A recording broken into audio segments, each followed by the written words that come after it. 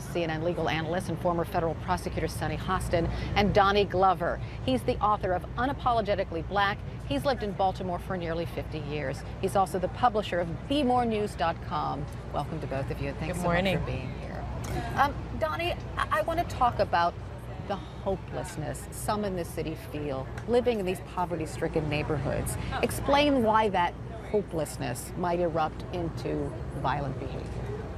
I think the politicians have neglected Baltimore's east and west side for decades. I'm 50. I remember when North and Patterson Park, I remember the riots of '68. That area has not been touched in my lifetime, the same on the west side. And so we only see politicians quite often in these areas, as you see right now at Penn North, when something, typically around an election.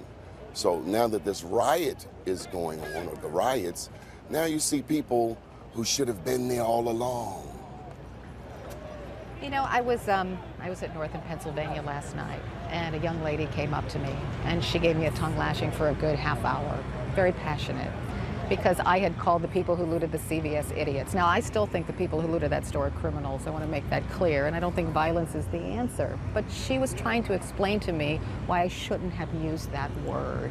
She said, you know, I live in a neighborhood where I have no voice. I have no money. I have no power. Nobody cares about me. How else am I going to, like, get your attention but through this? Well, that's interesting that you say that, because, I mean, Martin Luther King said that after the '68 riots, right? He said rioting is the language of the unheard, and I think it's very easy to sort of name call and very easy to call people thugs and idiots. That's sort of the low-hanging fruit, because we can all agree that rioting and looting in your own neighborhood doesn't make a lot of sense. But the bottom line is, I think we have to look at the more nuanced issue, which is, why do people feel the need to do that in their neighborhoods to get attention? And I think that is because people have been unheard. When you look at the poverty rate in Baltimore, when you look at the unemployment rate in Baltimore, especially for people the ages of young black men, the ages of 18 to 25, it is a catastrophic statistic. And that is why I think, not to excuse the behavior, but that is why we see this hopelessness and this desperation. And I think we also see it because policing in these neighborhoods historically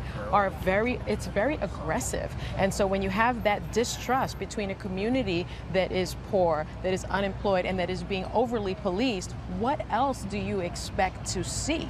Right. And I think that many people in the nation lose focus of what it's like to live in such a community. I was standing there talking to this very well-spoken young lady in my cute leather jacket, and I was going to leave that neighborhood and go back to my nice little home in New York City. And, you know, I felt that. And I don't know what her experience is like. There's no way for me to know. You close recreation centers in these neighborhoods. You close down the schools. There were 4 recreation centers closed on the other side of town, East Baltimore. Recreation centers. They closed swimming pools in the middle of a heat wave. I don't have a problem with you calling them idiots, but let's also call the politicians who have ignored these communities, the communities they show up once every 4 years, let's call them idiots also. And I think the other problem here in Baltimore is, you know, you say recreation centers have been closed, swimming pools have been closed. At the same time, huge tax breaks have been given to businesses to move into the city of Baltimore.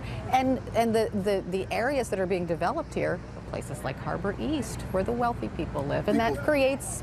People think the riots have changed West Baltimore. The face of West Baltimore, that is the face of it, but before the riots. So when the cameras come in, you're seeing the depression.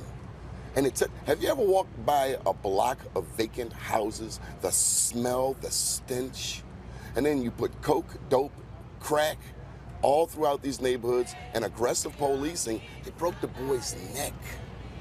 And I think, you know, to your point about this inequity, I lived in Baltimore for 10 years. I started my legal practice here, and I'm from the South Bronx, so I know what it's like to live as a child in a very poor neighborhood. And I will say one thing that I did feel when I was here in Baltimore is this inequality, this racial inequality. I felt the economic inequality. You know, just driving through the neighborhoods, it felt very much like an apartheid state in the sense that you could go to the Inner Harbor and have a beautiful lunch at this really upscale restaurant and then drive through neighborhoods where people were starving. And today in the United States, is that something, is that a place where we should be? So that I think is one of the root causes of what we saw, and that's something that needs to be addressed. And don't forget the politics. This is a 9-to-1 Democratic town. They put signs in the last gubernatorial election that said, in the black neighborhood, upwardly mobile, Liberty Heights, vote for the Democrats. Are you serious? That is the best you're going to tell grown people? The last thing on North Avenue of significance is Coppin State. The Republicans, Ehrlich, spear thrower for Gingrich, according to the old people, put $100 million at Coppin State. Why did the Democrats, particularly black Democrats, ignore Coppin State and HBCU? Interesting. Okay, I got to leave it there. Thanks to both of you. I really appreciate it because I think this is an important conversation that we must have. I mean, the answer is just not to go, clearly the answer is not to just go arrest everybody, right? Sure. Clearly the answer is not that. So I think it's important that we discuss the underlying issues and talk about them honestly and look at ourselves. And I don't know, at least that's what I'm trying to do. Thanks to both of you. I appreciate it.